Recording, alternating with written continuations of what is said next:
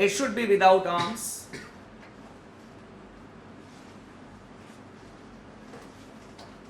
And it should be for a peaceful purpose.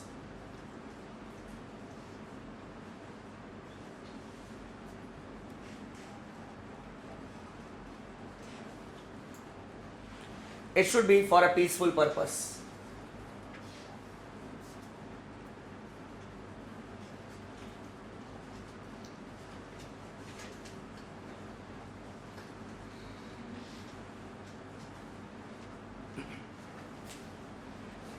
Right to association.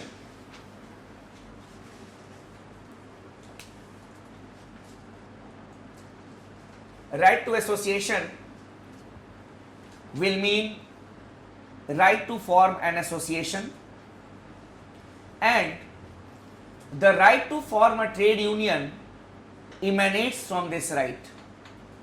Nowhere in our constitution it is written that we have the right to form a trade union, but the right to form a trade union emanates from Article 19 clause 1 clause C.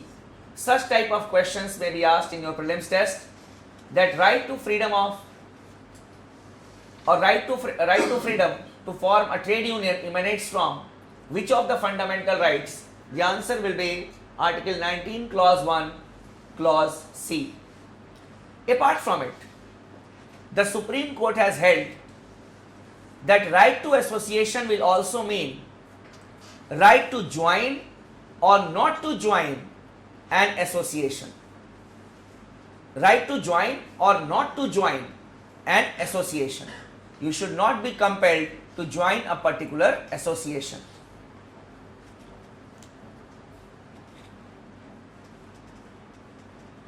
Then, right to move freely. Right to move freely throughout the territory of India. Right to move freely throughout the territory of India.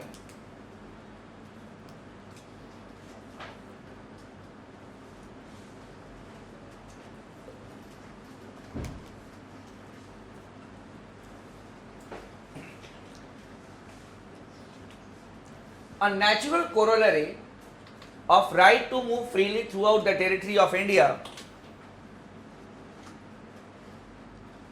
is E. It is right to reside and settle down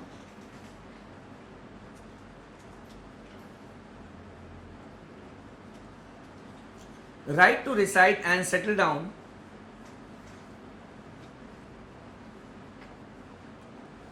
in any part of the country. Right to reside and settle down in any part of the country.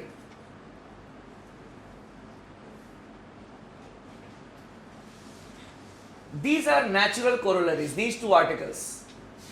If we have the right to movement, we have the right to reside and settle down in any part of the country. One can reside in Jammu and Kashmir also. One can settle in Jammu and Kashmir also. But obviously, we cannot buy property in Jammu and Kashmir and in some other parts of the country. We cannot buy property. Even you cannot buy property in Himachal. So, we have some regulations. You can write as note.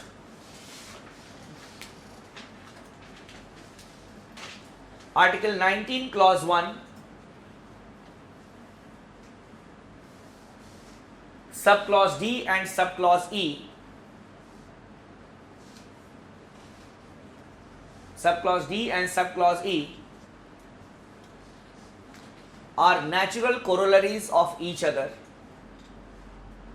Are natural corollaries of each other.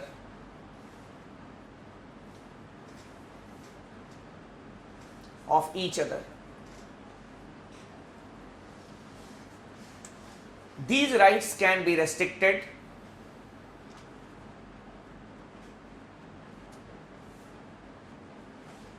on the following grounds.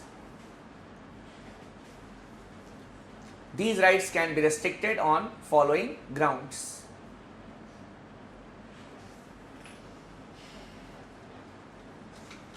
First, in the interest of security of the country,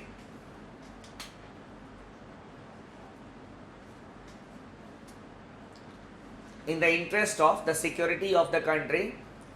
So it is not that you will go to an army area and you will say that no, I will reside here only. Clear? It is written, trespassers will be prosecuted. That is the restriction.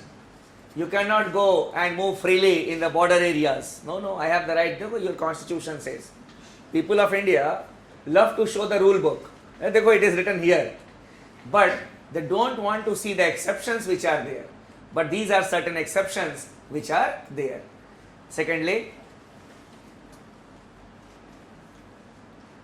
to preserve and promote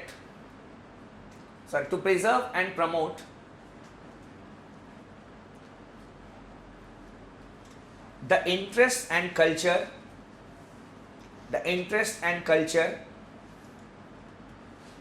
of the scheduled tribes. Specifically, culture is given importance here, and you will see that in some of the tribal areas one cannot go. We have some areas in Andaman and Nicobar Islands where the tourists cannot go. 2 years earlier, what had happened in Andaman and Nicobar Islands,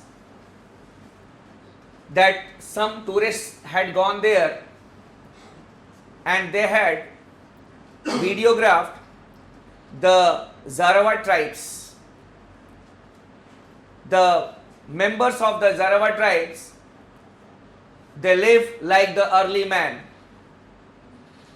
and that was uploaded in the YouTube. The Supreme Court took a very serious note of it, and the Supreme Court applied the second type of restriction that I told you, and it instructed the government of India as well as the the Andaman and Nicobar Islands administration to stop tourist movement in that area which is inhabited by the Zarawat tribes. So we can have such type of restrictions of Article 19, Clause 1, Clause D and Clause E. Next, to maintain public order, decency and morality. To maintain public order, decency and morality.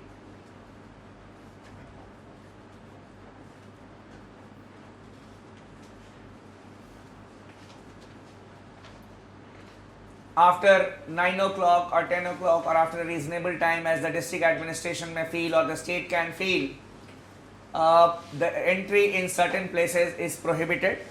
That is to maintain public order. Clear? And to maintain morality and decency also, we have got various regulations. These are the three exceptions of Articles 19, Clause D and E.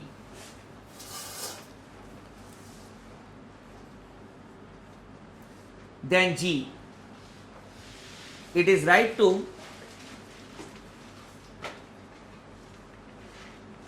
trade, occupation or profession.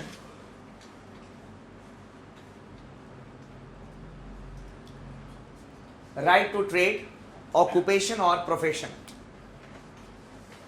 But this right can also be regulated, or there are some exceptions to this right. You may write it, exceptions.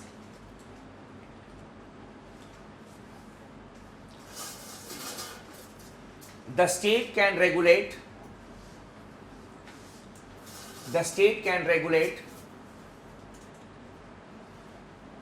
certain trades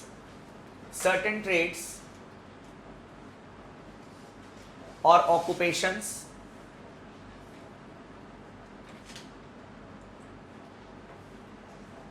in public interest.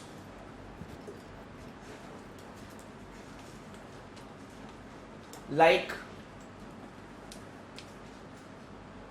the manufacturing and sale of liquor, the manufacturing and sale of liquor, arms, etc.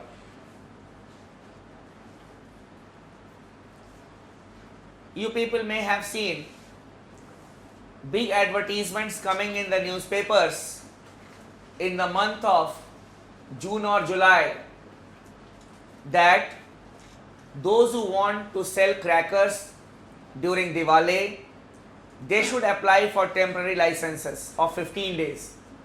In many of the states, obviously the license, or even all the states, the licenses are given only for a limited period of time. The state can regulate certain trades. And secondly, the state can prescribe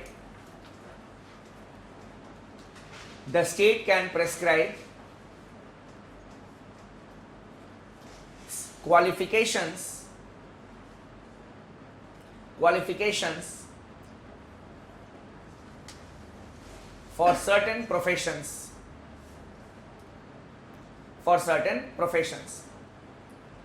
If you want to be a doctor, you need to be an MBBS or an, we can say MS. If you want to be an engineer, you should be having a degree in engineering. Such type of, we can say, qualifications can be there. There is a recent law in Maharashtra and in some of the other states where the state has banned the sale of meat because of the festival of the Jains. Basically, when we talk about such type of regulations, the state can justify such type of regulation on the first ground that it can regulate in public interest. But personally speaking, I don't feel that such type of ban should be there. Otherwise, it clearly shows that the state is biased towards one religion, or it may be an appeasement policy. There are various festivals where people don't go for the non-vegetarian food. Even under Hinduism, during the days of Navratra, most of the people, they do not take non-vegetarian food. So even at that point of time, it is not banned. It is not banned. In the month of Shravan, in many states, we have seen that people generally don't take non-vegetarian food, but there is no ban on it. This is a personal choice, eating or not eating. And if you ban something, it may be against the right to life of a person, because the person will be forcibly not allowed to eat what he wants to eat. That is a technical point. Secondly, it may be against the right to trade or occupation or profession. A person who is completely reliable, we can say, he completely relies on the sale of meat. How his family will be, we can say, family will be supported during this time. He may be working in a meat shop. So what will be the impact of such type of ban on a particular group of people? We need to look these things from a very different perspective. Banning of particular, we can say, aspect, that is, we should not eat meat. No doubt people, they should protest, but in a very different way. We have the court, and obviously the court may look into the matter in a more realistic way.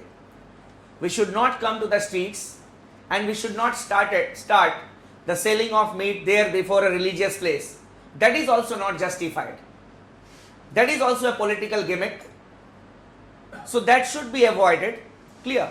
But the thing is that if it violates certain rights, as I told you, obviously the judiciary is there to look into such type of aspects.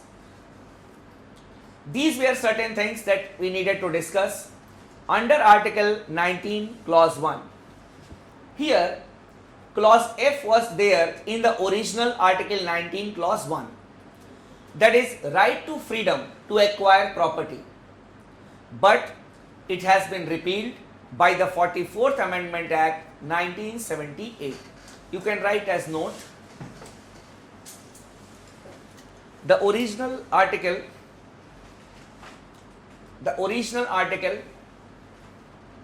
19 Clause 1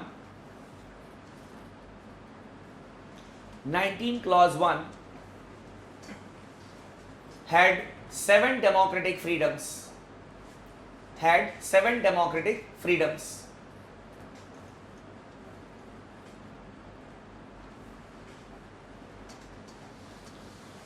Article 19 Clause 1 subclause F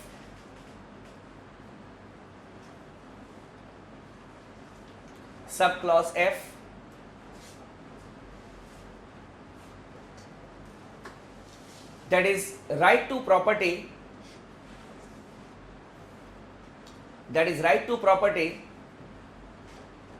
was repealed by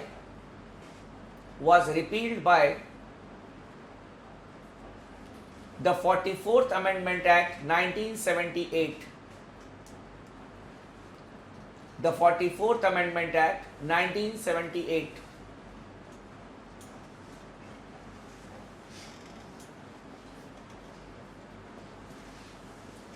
Right to property now is a legal right. Right to property now is a legal right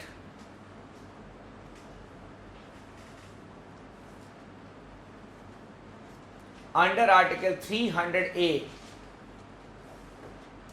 Under Article 300A, capital A.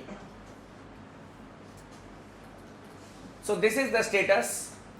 Earlier, if one's right to property was taken over, he was empowered to go to the Supreme Court, but after the 44th Amendment Act, he can go to the High Court, not the Supreme Court.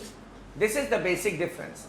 This was all that we needed to discuss under Article 19. Clear? Nothing will be asked more than this and nothing less than what we have discussed in the class. Now coming to Article number 20 of the Constitution.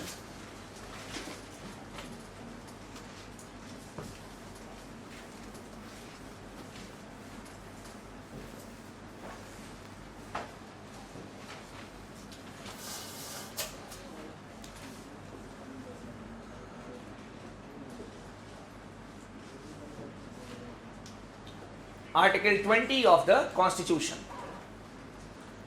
Article 20 provides for protection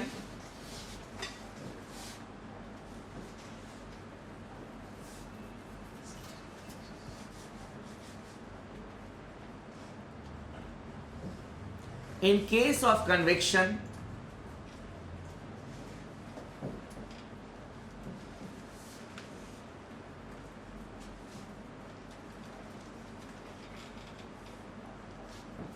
in certain cases.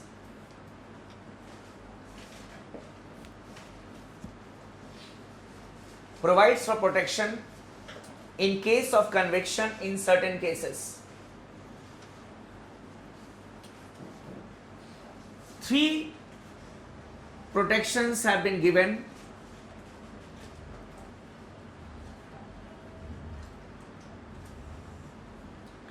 To an individual by Article number 20.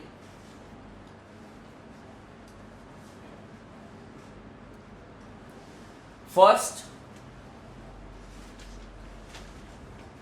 the state shall not enact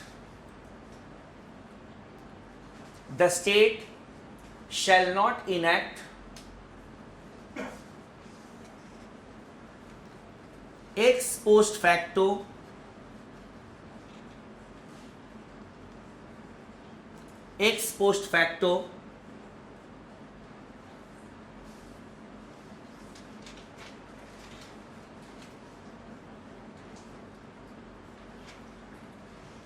criminal legislation, the state shall not enact ex post facto criminal legislation. Now, what is ex post facto legislation? You can write in bracket if you wish. Ex post facto legislation means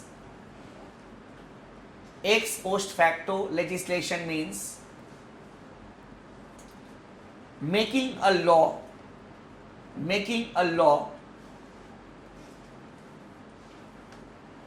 and giving it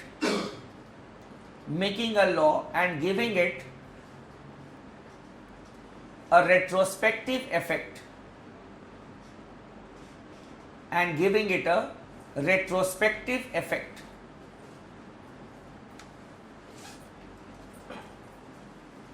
You can add one sentence here. The criminal laws are to be given a prospective effect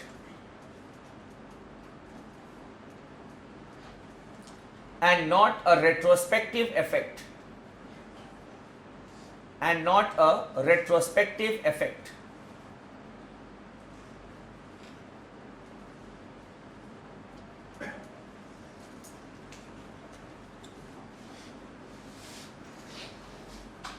समझा दूं अब? क्या समझ में आ गया?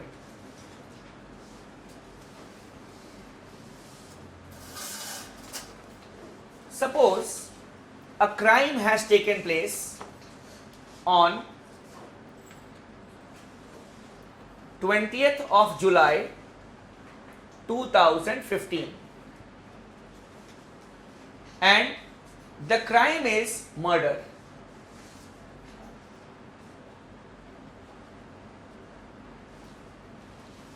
So suppose a person has committed a murder on 20th July 2015 and the punishment for murder on that particular day in the law book is life imprisonment.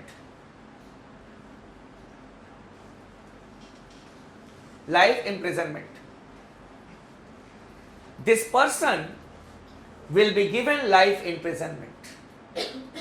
It is not that on 25th of August, it is a hypothetical situation, the law is changed and the punishment for murder will be changed in the law book as death sentence. This will be applicable from 25th of August. It is not that it will be given an effect from a back date. Ex post facto legislation means make a law, give an effect from a back date. Civil laws can be given an effect from a back date, retrospective effect. But criminal laws are to be given a prospective effect. You will be punished according to the sentence which prevails on the day on which the crime has been committed. Now you will say, sir, why this is so? Otherwise, the state will be biased towards one group or the other group. Okay, these are the people who have committed the crime. They belong to our group. Let us make the rule, we can say, liberal. That is, earlier it may be death sentence, they can make it life imprisonment. Give it an effect from a back date. So that will help them out. Okay, this particular group has done it. This is not in our good book. Increase the punishment. Give it an effect from a back date. It will start targeting certain group of people. That is why you say, that is the relevance of article number 20, that even during national emergency, the state cannot do this. The state cannot do this. The state cannot enact ex post facto criminal legislation. Civil laws you make today, you give it in effect from a back date. You give it an effect from a back date. Land Reform Act. Okay, you make it today, give it an effect from 6 months earlier. All those will be benefited whose lands may have been taken. But not criminal laws. Criminal laws have to be given prospective effect, not a retrospective effect. Is it clear to all of us? Now,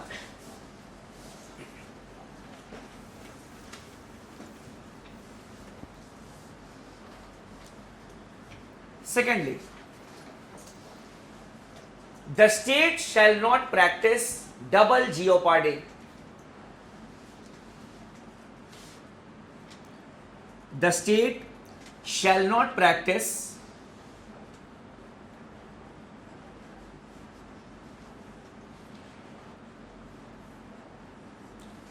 double jeopardy.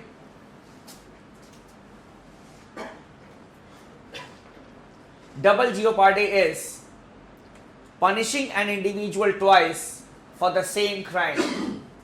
I repeat, double jeopardy is punishing an individual twice for the same crime.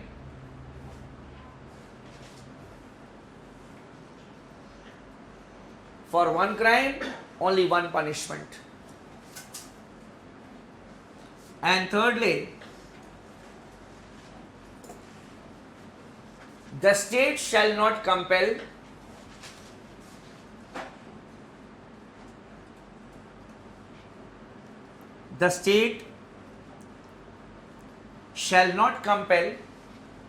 an individual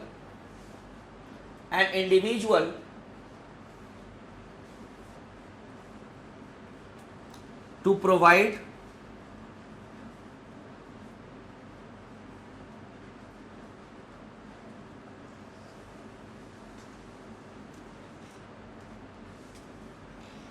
self-incriminating evidence